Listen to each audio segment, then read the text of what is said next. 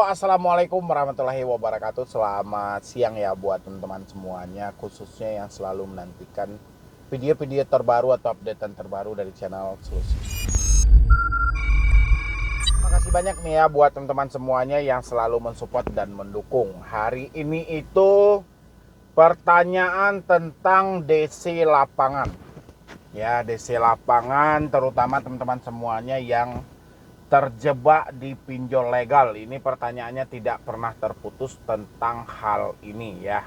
Dan saya mau jelaskan buat teman-teman semuanya apa saja sih debt collector lapangan itu, yang pihak ketiga itu yang paling nyata ya, yang paling menakutkan ya, biar teman-teman nggak gagal fokus. Jangan hanya berpatokan, bang DC ini datang ke rumah nggak bang, bang DC ini ada nggak bang di daerah sini, bang telat berapa lama sih bang saya akan dikunjungi. Itu kan udah basi banget gitu loh. Saya akan ulang konten 2019 sama Anda. Mungkin Anda sudah terlalu banyak video yang Anda lewatkan sehingga Anda tidak melihat lagi tentang pihak ketiga dan petugas lapangan yang sebenarnya. Ya, ini terbit dari mana sih? Ini seperti apa sih polanya ya? Saya mau jelaskan buat teman-teman semuanya. Dan saya sampaikan juga bagi teman-teman semuanya yang belum mensupport channel Solusi Utang, silahkan disupport dulu. Semoga channel ini makin berkembang dan pastinya bisa selalu memberikan edukasi dan motivasi buat Anda semuanya. Dan yang belum bergabung di dalam grup WhatsApp saya, silahkan bergabung. Apalagi Anda yang baru telat bayar, tinggal klik tombol gabung yang ada di bawah nama channel. Ya, nanti Anda bisa masuk ke dalam grup WhatsApp. Silahkan. Tugas lapangan atau pihak ketiga yang selalu menjadi bahan ketakutan dari teman-teman semuanya, sehingga pemikiran-pemikiran yang positif pun hilang seketika kalau kita sudah membahas hal ini. Apalagi di beberapa medsos kita selalu menjumpai tentang video ini, video itu, video ini, video itu gitu ya. Memang pelepasan debt collector lapangan itu ada. Ya, ada. Memang setiap aplikasi itu pasti ada dong petugas mereka yang berada di lapangan, pasti ada. Tapi bukan berarti ada di daerah Anda, tidak. Ya. Kalau di lapangan ya pasti ada, nggak mungkin mereka di dalam aja, karena dia debt collector ini kan ada dua nih. Ada yang in, ada yang out gitu loh. Ya, ada yang di dalam, ada yang di luar. Ya. Yang di luar ini bukan berarti ada di daerah Anda, tidak. Ya. Dan ini yang paling penting juga karena belajar dari satu chatan WhatsApp yang kemarin itu, ada seseorang tiba-tiba mengaku sebagai kontak darurat dan memaksa dia untuk melakukan pembayaran. Ya. Dan ini sebenarnya pola lama, ya, pola lama ini yang diperbaharui ulang gitu loh.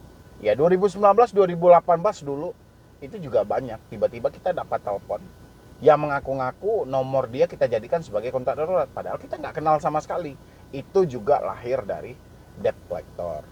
Ya, habis itu lagi teman-teman, jangan salah gitu loh. Anda yang selalu menakuti debt collector lapangan itu ada di sekitar Anda. Contoh, Anda berada di kantor. Ya. Siapa yang paling Anda takuti untuk mengetahui permasalahan hutang piutang Anda ini selain manajer dan atasan Anda? Ya, coba Anda ingat-ingat dulu, karena ini permainan. Kita akan buka ini misteri kehidupan Anda lah sebenarnya ini ya. Karena yang Anda takutkan itu bukan fakta dari pinjolnya, tidak. Ya. Pasti ada di dalam kantor itu, Anda satu perusahaan itu pasti ada orang yang nggak suka sama Anda. Ya. Dan inilah lawan terberat Anda nantinya, orang yang nggak suka ini. Ya. Begitu dia mendapatkan satu permasalahan Anda, dia akan boomingkan seluruh perusahaan itu. Ya. Ini bukan masalah pinjol Anda, tapi memang pada dasarnya sejak awal dia telah bermasalah dengan Anda. Ya. Ini perlu diantisipasi nggak bang? Ini sebenarnya nggak perlu diantisipasi gitu loh.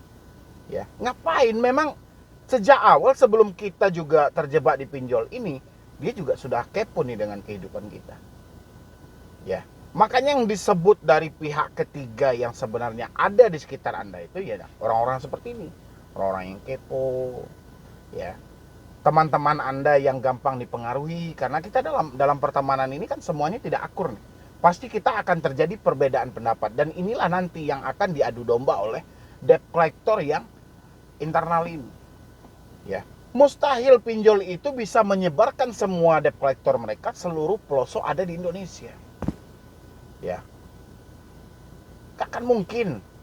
Ya, makanya mereka itu mencarilah nih, kayak mana mereka ini bisa mengcover orang yang di luar dari jangkauan mereka, tapi masih bisa ketakutan dan membayar sesuai dengan nominal yang mereka inginkan. Mereka jadikanlah ini. Ya, makanya sering nggak Anda saat ini berubah-ubah kontak darurat? Ya, terkadang yang kita ajukan nomor si A dan si B, bisa pula yang dihubungi nomor yang lainnya, tapi dengan kategori kontak darurat juga. Ya, itu cara lama, cuman versinya diperbaharui. Ya, masa orang ini, misalnya teman Anda juga nih, ya, yang Anda berikan teman 1 dan teman 2 nomor kontraknya, nomor kontak daruratnya, mohon maaf. Nomor kontak daruratnya teman 1 dan teman 2. Tapi yang dihubungi teman yang 8 dan 9. Ya. Tapi di dalam sistem sudah tertulis nomor mereka. Ya. Anda nggak ngajuin nomor mereka sebagai kontak darurat, tapi pinjol yang memilih. Ya. Pinjol melihat di situ. Mana nih orang yang satu kantor, sering berkomunikasi, dan dia akan lihat riwayat kita. Riwayat misalnya Anda dulu pernah ngajuin WhatsApp Anda nggak? Mereka bisa lihat dalam hal itu. Ya. Dan akhirnya apa? Dia terbitkanlah. Ya, petugas-petugas lapangan ini dari orang sekitar kita. Ya. Kayak mana maksudnya Bang? Kok diterbitkan dari orang sekitar kita gini? Dia telepon ini teman Anda, dia telepon teman Anda yang sebelumnya Anda tidak menjadikan dia sebagai kontak darurat. Tapi si pinjol menelpon mereka. Mereka bilangin, mohon maaf Pak, dana yang Bapak pakai kemarin yang dipinjam oleh si A, kapan mau dikembalikan? Ya, si A ini disebut nama kita. Otomatis orang ini tidak terima dong. Ya, kapan pula dia minjam dana? Ya, kita pula yang meminjamin. Dan dia akan mencari kita. Dan begitu mencari kita, si pinjolnya mundur. Ya, pinjol akan mundur ini. Dan terjadilah keributan. Kita akan berdebat ini dengan teman yang diadu domba tadi. Dan teman bilangin, saya nggak mau tahu, pokoknya saya jangan dihubungi lagi. Saya jangan diganggu lagi. Ya, berarti secara tidak langsung pinjol berhasil menjadikan orang ini sebagai debt collector tambahan atau pihak ketiga tanpa digaji oleh perusahaan itu. Cuman satu kata. Ya. Ada juga yang paling aneh. Katanya Anda sedang ngambil duit di ATM, kapan mau dikirimkan? Ya, otomatis orang yang nggak tahu nih bingung, ATM apaan? Loh, Anda kan minjam atas nama si ini. Ya, disebutin nama kita. Otomatis orang sekitar kita tidak senang ini dengan hal ini. Akhirnya terjadilah keributan. Ya, itu yang paling banyak saat ini. Ya, bagaimana Bang cara mengatasinya? Ya, pertama kita jelaskan. Ya, kita jelaskan dulu kan Anda buka aplikasinya. Saat ini Anda buka sebelum hal itu terjadi. Anda buka aplikasi, ya. Habis itu kan ada pengajuan kontak darurat yang Anda apain, ya. Anda screenshot itu, kontak darurat atau keluarga kerabat terdekat Anda. Anda screenshot. Nanti suatu saat terjadi hal ini, Anda bisa tunjukkan sama mereka. Dan lagian, ya, kita tinggal memberi pemahaman aja nih sebenarnya. Kalau enggak Anda nanti tunjukin video saya ini. Ya, biar dia juga paham. Kalau dia sedang berada dalam permainan, dia sedang dijadikan debt collector tambahan. Ya, dia sedang dijadikan petugas lapangan tanpa digaji oleh perusahaan pinjol. Ya, cuma sepenggal kata. Pernah nggak siapa di sini yang pernah mengalami hal yang seperti saya sampaikan? Ya, tiba-tiba teman Anda yang tidak ada hubungannya dengan kontak darurat, dengan hal segala macam, tiba-tiba marah-marah sama Anda. Memaksa Anda untuk harus membayar. Karena dia udah kesal. Ya. Tahu nggak Anda apa yang diucapkan DC sama dia? Yaitu tadi. Katanya Anda sedang di ATM, kapan nih mau dibayarkan? Ya, orang nggak ada sangkut pautnya, ya kesal dia langsung. Siapa yang minjam? Si DC bilang, kan atas nama si ini. Bayarkanlah. Ya, otomatis dia akan marah sama Anda. Ya, itulah hebatnya adu domba dari debt collector. Makanya saya bilang ini persilama ini, cuma diperbaharui. Ya, jadi giliran kita komplain nih. Kenapa si A dihubungi? Kan nggak ada hubungannya dengan kontak darurat. Dia akan mengirimkan sistem pada Anda. Ini kan Anda yang ngajuin. sebagai kontak darurat. Jadi seakan-akan kita lah yang menyodorkan nomor orang ini menjadi kontak darurat. Padahal si debt collector dan sistem pinjol lah yang merubah. Ya, itulah trik mereka. Makanya teman-teman ini perlu dipahami lebih detail. Nanti kalau misalnya Anda menemukan hal-hal seperti itu di lapangan, Anda boleh tunjukkan video saya kepada teman Anda yang sedang marah-marah. Ya. Kenapa? Karena secara tidak langsung, tanpa digaji, tanpa melamar kerja, tanpa bergabung dari pinjol, dia menjadi debt collector pinjol untuk menagih teman dia sendiri. Ya, begitu hebatnya pinjol gitu. Jadi kita ini harus menimbang dengan logika nih. Jadi kalau kita menjadi teman di posisi ini, kalau ada teman kita yang ditagih oleh debt collector, saran saya cuma sampaikan, saya nggak ada hubungan dengan hal itu, Anda urus saja langsung. Udah titik, nggak ada ngaruh juga nih dengan hal ini. Ya, nggak ada ucapan DC gini-gini, Anda sekongkol nih, nggak ada itu. Ya nggak ada, itu DC cuma ngadu domba aja. Cuman semuanya ya, bukan dari DC lapangan. Ya, Anda jangan tanya lagi nih. Bukan dari DC lapangan, bukan dari petugas lapangan yang harus Anda waspadai.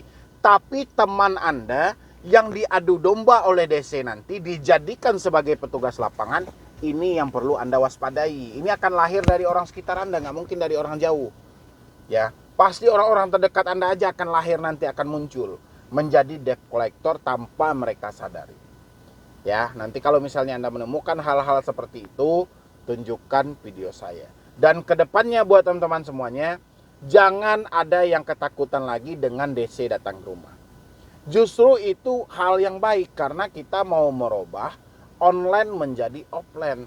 Jadi yang selama ini kita membayar menggunakan virtual account, kita membayar menggunakan transfer dengan nomor rekening, sekarang tidak lagi, kita off-kan. Begitu DC datang ke rumah, ada debt collector yang internal, yang resmi dari perusahaan itu datang ke rumah, kita tanya di mana kantor perwakilan Anda.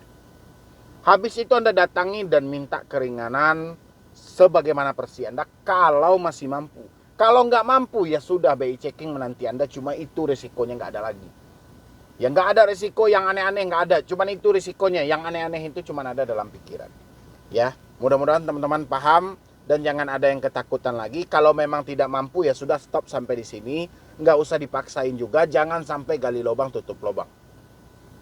Ya, resiko pinjol itu tidak fatal kok kalau Anda tidak memikirkan hal-hal yang fatal. Ya, jadi sekian dulu dari saya, Medi Broni. Wassalam.